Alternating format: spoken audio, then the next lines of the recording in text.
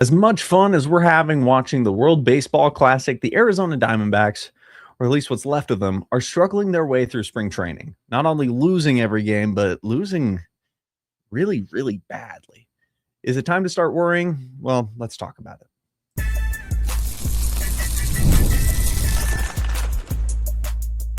You are Locked On Diamondbacks, your daily Arizona Diamondbacks podcast, part of the Locked On Podcast Network, your team every day.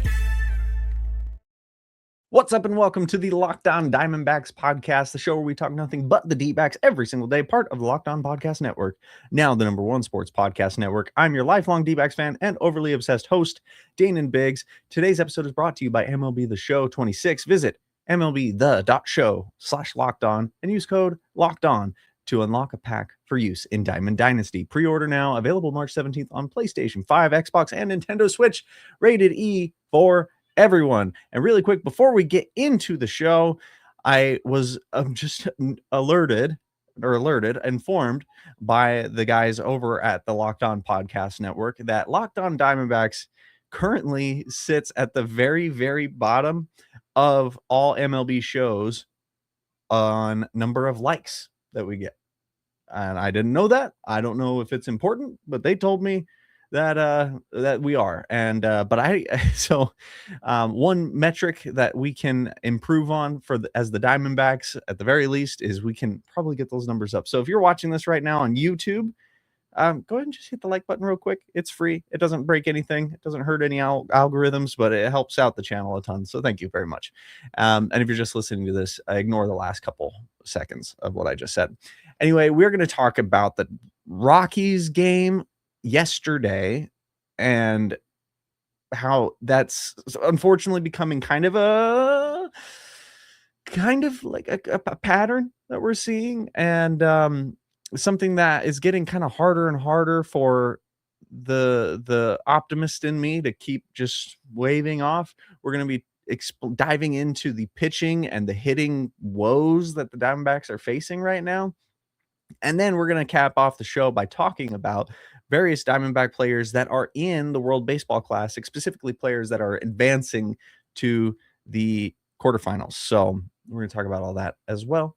So stick around for all of that fun stuff. But let's go ahead and talk about the not fun stuff and see if we can break down exactly why all this is going on. So the Diamondbacks played the Rockies yesterday and lost 13-2. The majority of those 13 runs came in the 6th inning, right? So how did everybody go? Well, who got the start? Let's look at that. Let's start at our pitching. Who got the start?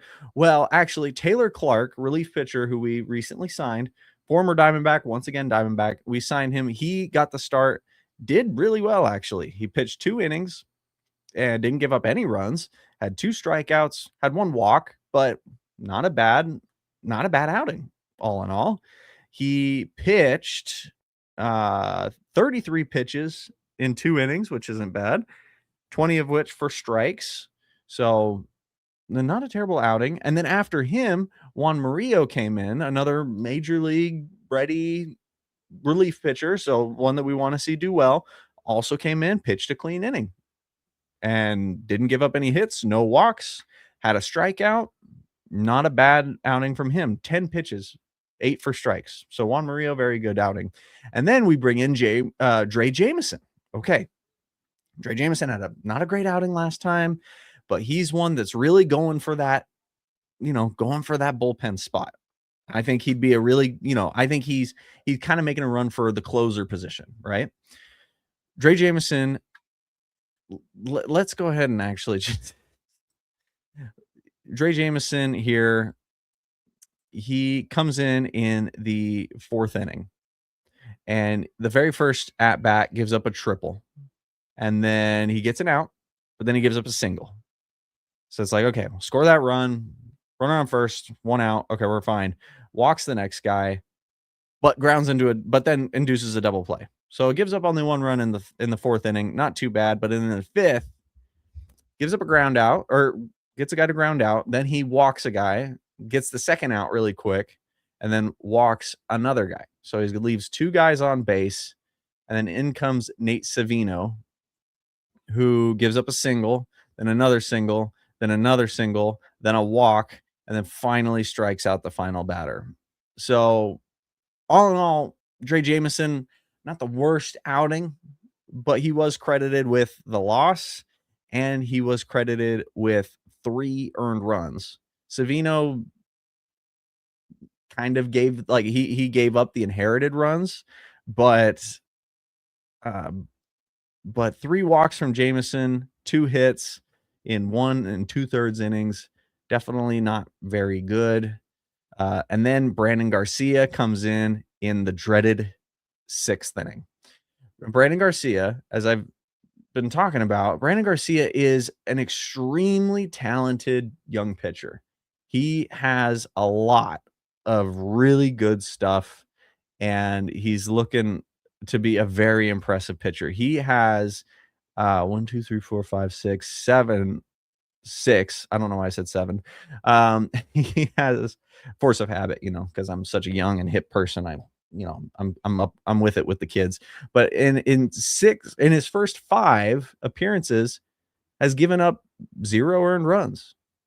He's only given up 1 hit, in fact, on those. So 1 hit in 5 appearances, 0 earned runs, 5 strikeouts.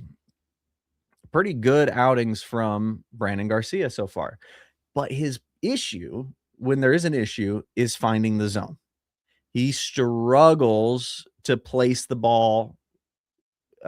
He often struggles to place the ball. Exactly. So when he's hitting the zone, when he's hitting his mark, he does exceptionally. However, that's not what happened yesterday. Yesterday, he comes into the game. He walks his first batter. He hits his second batter. He gives up a single, and then he hits his 4th batter, who was Jake McCarthy. He walks his next batter. So walk, hit, single, hit, walk. Not a base hit, a hit by pitch.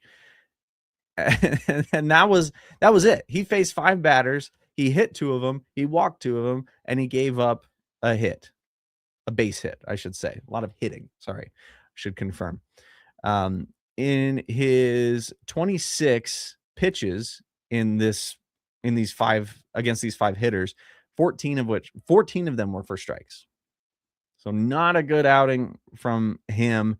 And all of these runs ended up scoring. Every single one of them, which means he was credited with 5 runs total. So his ERA went from 0 to like 100 it went up to 11.25.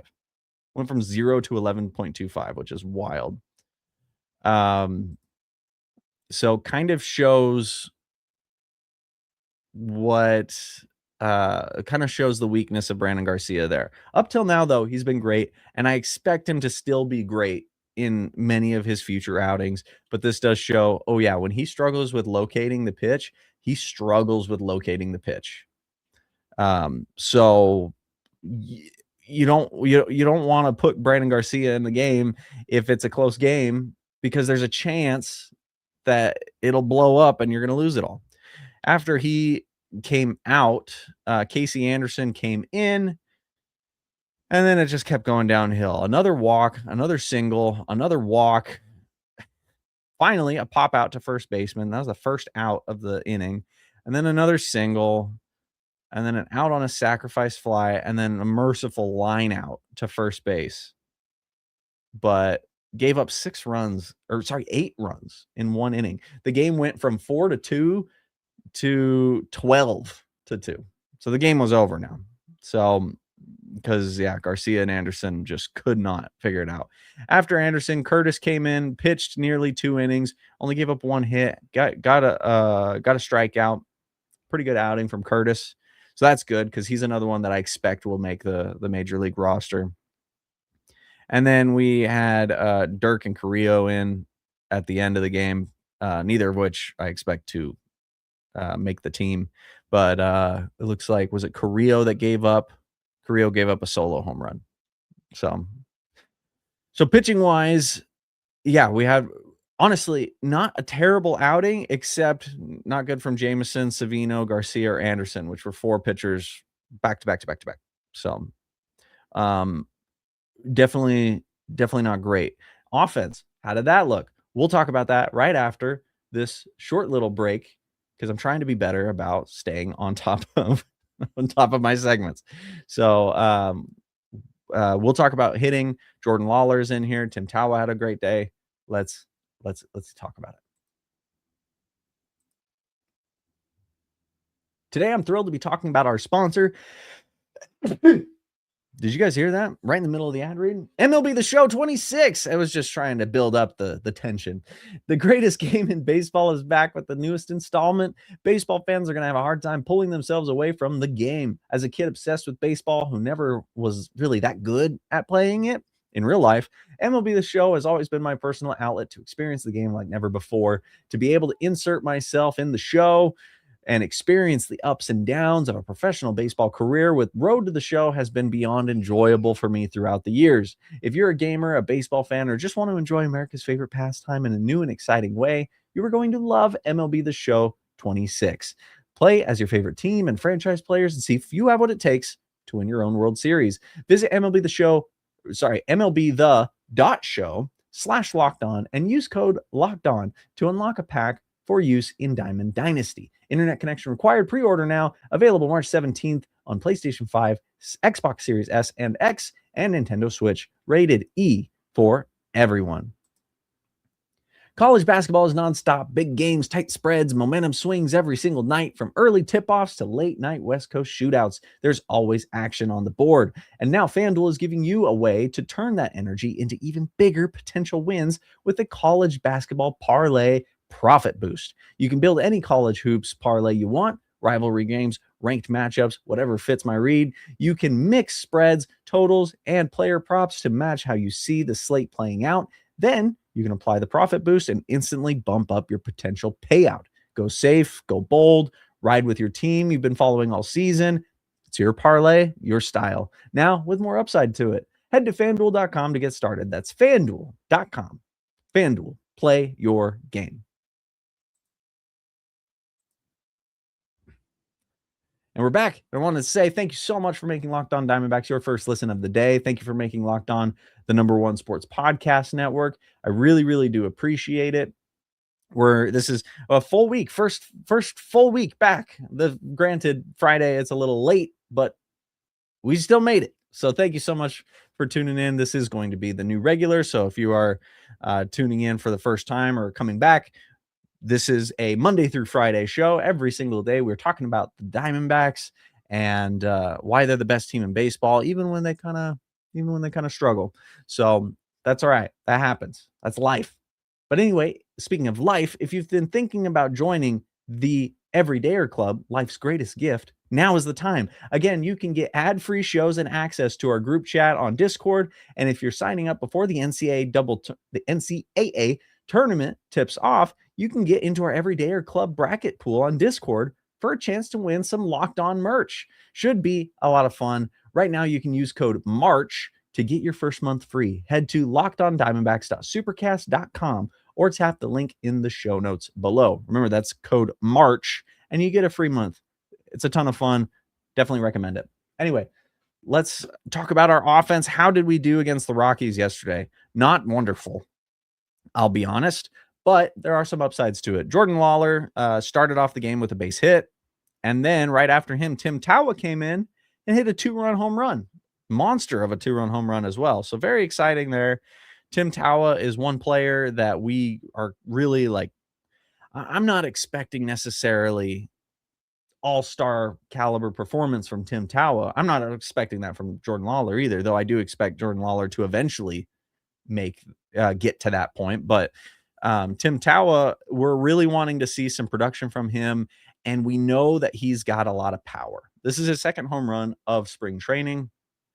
The thing he struggles with is his batting average and getting on base consistently. But his batting average as of right now is 267, and his OPS is 922. Small sample size due to the spring training, but not a bad start for Tim Tawa. Hoping to see a bit more from him still, but not too bad. I'd say this so far has been an improvement on last year, which is really what we're looking for, an improvement on last year. He's likely to see the majority of the season unless for whatever reason he gets injured or he declines a lot. So that'll be an upside for him. Jordan Lawlar also knocking a base hit, very good stuff. It was not exactly a rocket. It was kind of a slow grounder to third, but he beat it out, made it to third. So happy to see that. And then from there, not really much happened. The second, James Groover got a hit, got a single, which Groover is a player that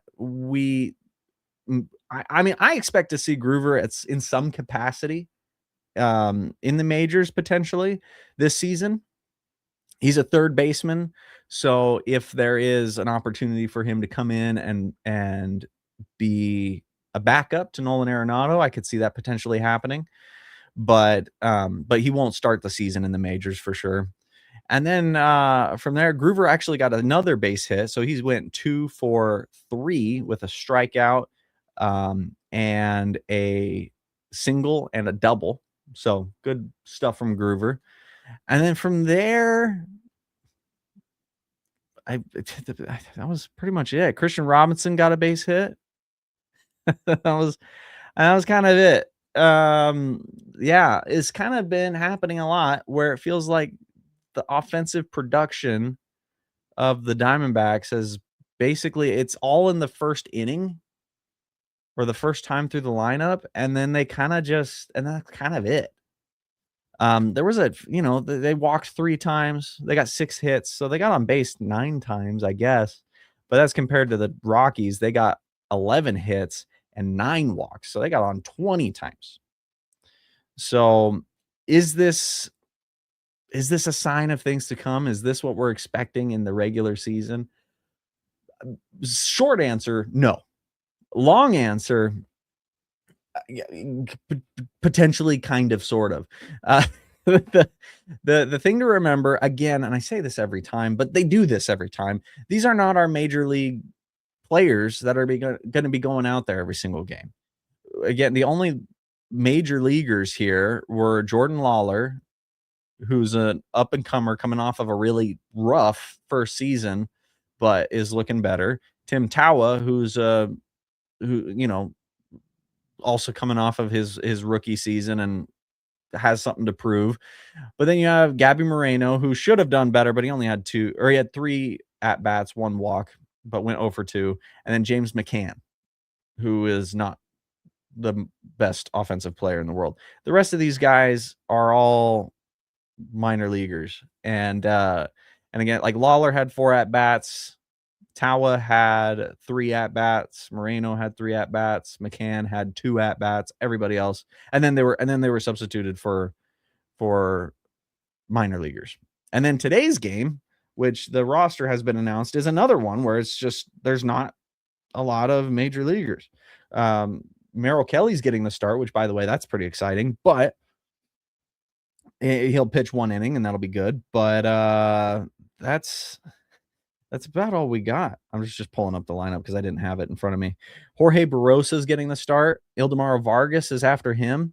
And that's it as far as major leaguers. So Barrosa, who coming off of a really rough season, and then Vargas, who is probably our best bat in this lineup. And then it's Crisantes, Vukovic, McLaughlin, Garcia, catcher, Hensel Luis, Drew Jones, Tommy Troy. Which Tommy Troy and McLaughlin, Vukovic, they should be performing better than they are. And like Waldschmidt got the start yesterday, and he went 0 for 3 with a strikeout. So, but also the other thing is that each team is playing more of their major league rosters now. And so, especially teams that don't have a lot of guys in the World Baseball Classic. So these minor leaguers are up against major league pitchers. So that explains a bit but also their minor league batters are coming in facing our major league pitchers and they're getting hits. So it's the sort of thing where I can continue to say, well, it's because it's our minor league team playing major league teams. But what happens if our major leaguers get injured this season and we need to pull in our minor leaguers? Are we just going to expect this all season? I probably would. So you'd like to see more depth. You'd like to see more production from the bottom end of the 40-man roster and of the AAA guys. So that definitely doesn't bode well, but I'm not going to say all is lost, and neither should you. I think there's still a lot of, there's still a lot that can happen. There's still a lot of guys that we're going to see that we're not seeing right now. And at the end of the day, it happens so frequently where a guy has a really bad spring, like Pavin Smith, but then comes in and he was like the best hitter for a good chunk of time in the majors for well, a small chunk of time at least. Killed it when the season started. So a lot of these guys, I expect that, like from Moreno, he hasn't really done much in spring training. He has an OPS of 493. But I expect him to improve dramatically when the season starts, and a lot of these guys I expect to see that. But at the same time, you get a lot of guys who do really great in spring training and decline during the regular season. I'm afraid of that happening with like Jordan Lawlar. I hope it doesn't, but I could see it happening. So is all lost? Absolutely not. Is this worrying? Yeah, it is worrying. So we're going to keep watching this, and we're going to keep watching how these guys do. And we're going to watch the Baseball Classic, and we're going to see if, how our guys in the World Baseball Classic are doing.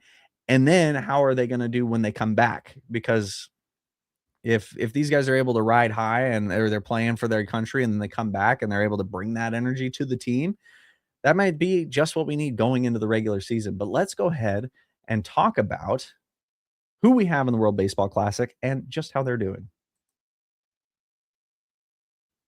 Hey, this is Jeff Carr from Locked On Reds, and I've reached the point in my life where my wife and I are looking toward the future. We've got the house, we've got the career, we even have an awesome dog, but now we need to secure that future.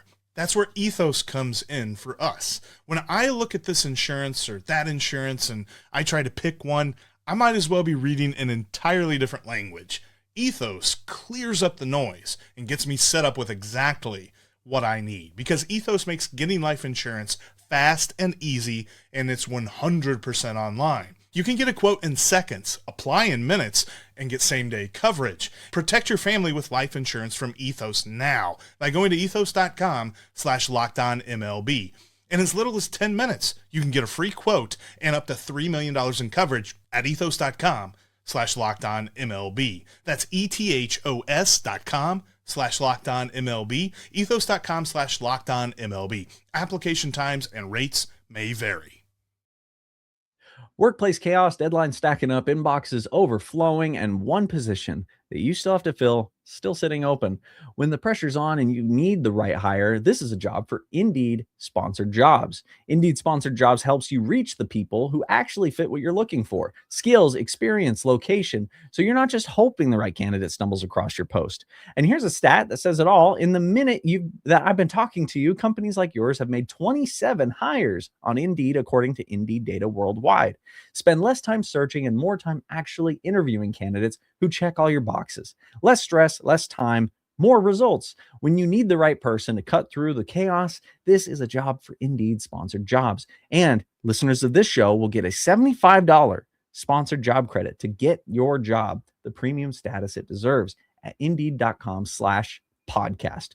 Just go to Indeed.com/podcast right now and support our show by saying that you heard about Indeed on the Locked On Diamondbacks podcast. Indeed.com/podcast. Terms and conditions apply. Need to hire? This is a job for Indeed Sponsored Jobs. The World Baseball Classic is going full steam ahead. I want to quickly shout out one player who I was maybe not shocked. I was a little shocked. I kind of expect it, but I'm happy to see that the first game for Team USA is up against Team Canada. And who is getting the start for Team Canada? It is none other than our very own Michael Soroka. So I am actually, for the first, 3 innings or however many innings he pitches, I'm going to be rooting for Team Canada, at least defensively. I hope that he's able to. I hope that Team USA is not able to do anything against him for the first little bit, and then after they pull him, hopefully the next couple pitchers get blown up. But Michael Soroka for Team Canada, he's already pitched 1 game, started 1 game, pitched for 3 innings, gave up 1 earned run on 4 hits, and had 1 walk, but with 2 strikeouts. Not a bad outing for Michael Soroka, to be completely honest. So that's pretty fun, pretty exciting. A 1.67 whip. So we'll see how he does against, the best of the USA. So, again, if he gets blown up, that's not a deal breaker for me. I still think he's got some good skills, but if he can have a good day, if he can have a good game, that would be very telling. That'd be very exciting. So Michael Soroka for Team Canada, let's watch that, see how he does. Now, let's go ahead and talk about who has the most of our players. The Dominican Republic. Ketel Marte, Geraldo Perdomo, and Carlos Santana are all on the Dominican Republic team. And I don't think we have any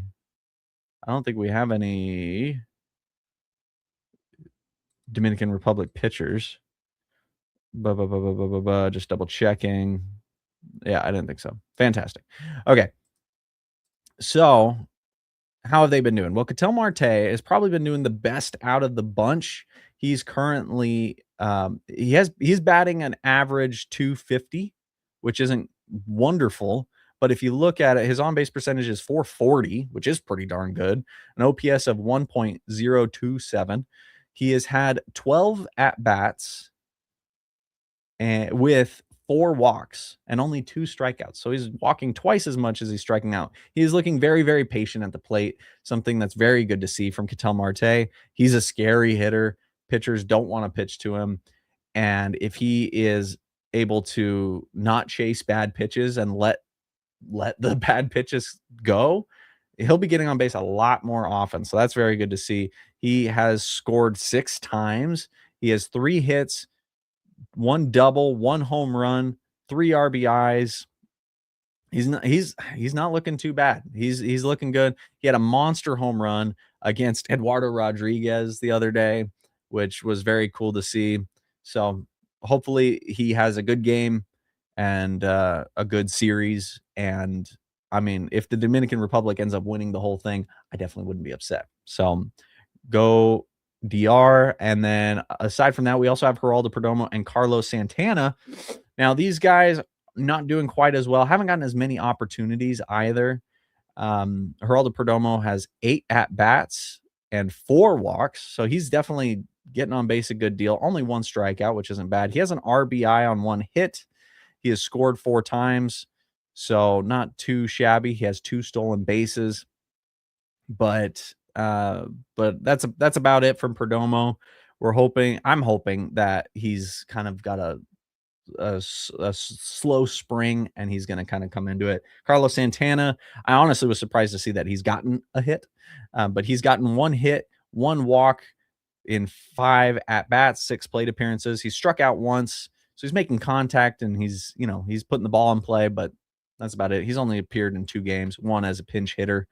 He has a batting average of 200 even, so nothing crazy offensively from him. But let's go ahead and look at another team, Team Puerto Rico. On Team Puerto Rico, we have where did I leave him? Nolan Arenado. That's right. Nolan Arenado has appeared in 4 total games. He's had 14 at-bats. He's walked 0 times, struck out twice, but he has 3 hits and 2 RBIs to his name, as well as quite a few highlight-worthy defensive plays, including back-to-back ridiculous, identical as well, hits to third base that he was able to record the out. So defensively, he's doing phenomenally. Offensively, maybe not quite as phenomenal though. So hoping to see a little bit of an uptick in offense from him. He did start the year, or yeah, the spring with a home run. So that was a good sign. We'll see exactly how that goes. And then finally, we're looking at Venezuela. And we have on Team Venezuela, Eduardo Rodriguez, again, got homered off of by Ketel Marte. Not wonderful. He did give up 3 runs in this one outing, pitched 2 2/3 innings, 3 hits, 3 earned runs. Like I said, 2 of those were from home runs, a walk, but 5 strikeouts. So not too bad there.